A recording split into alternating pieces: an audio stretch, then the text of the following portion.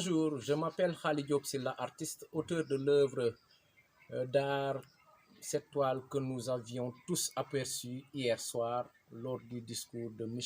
Ousmane Sonko, euh, président du PASTEF, maire de la commune de Ziguinchor.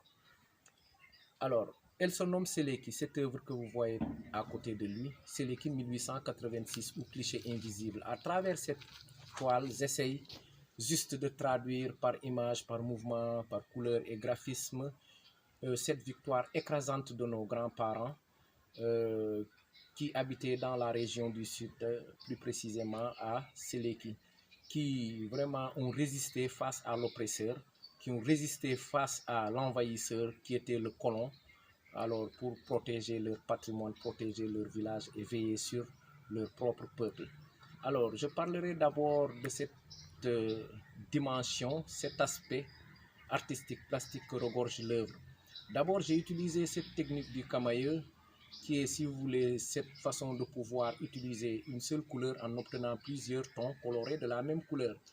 Les mêmes effets ont provoqué dans cette œuvre cette communication entre, voilà, donc j'ai développé aussi la communication entre le support et les matériaux, entre la forme et le fond, entre aussi les couleurs et le changement d'échelle, ce qui d'ailleurs permet à l'œuvre de pouvoir respirer en faisant appel à cet effet d'ombre et de lumière pour mettre plus d'éclat et plus de mouvement dans cette œuvre.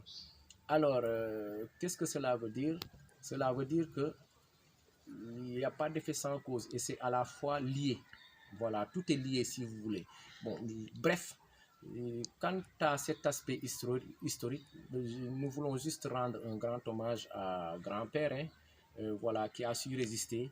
Là où souvent on nous montre des clichés ou des images où grand-père est soumis, grand-père est docile, ou grand-père est toujours menotté, ou bien en tout cas toujours envahi.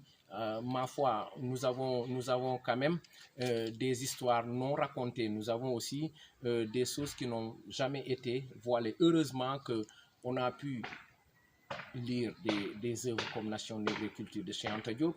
On a pu lire des œuvres comme Kouma de Edali Mahili Gassama et tant d'autres.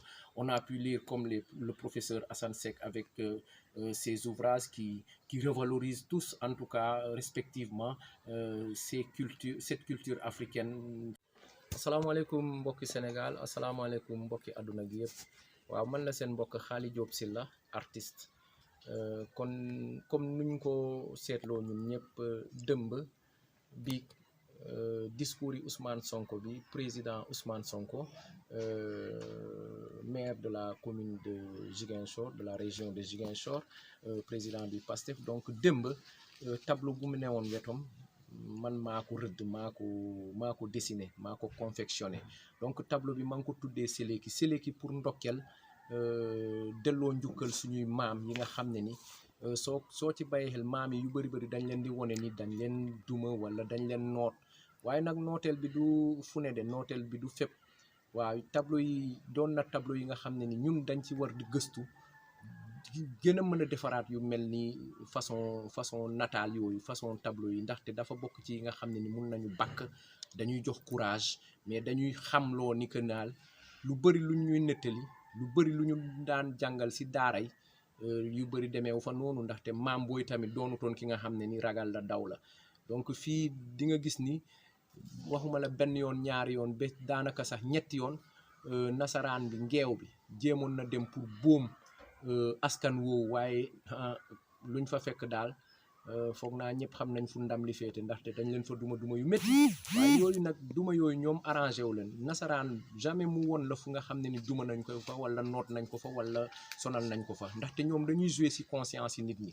toujours dañ lay bëgg a won ni fu ñu manti jaar rek man mës naa la sonal, mës naa la lakkal, mës naa la duma, kon bul jéem a dinganteeg mbagg man bul ma jéem a dinganteel mbagg, fu mu jaar dinaa jaaraat ak yow fu ma jaaroon ak say maam.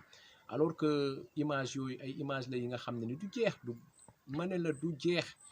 nañu jéem a questionner histoire rek, di jéem a revoiraat histoire, dinañ gis ni vraiment l'Afrique n'a jusqu'à présent rien perdu. Jusqu'à présent l'Afrique n'a rien perdu. On peut se relancer et c'est le moment. Et d'ailleurs ñi ngi ci ay yoon gis nañ ni léegi même suñu côté intellectuel macha allah ñun lu ñu doon jàng ak léegi lu ñuy jàng du benn.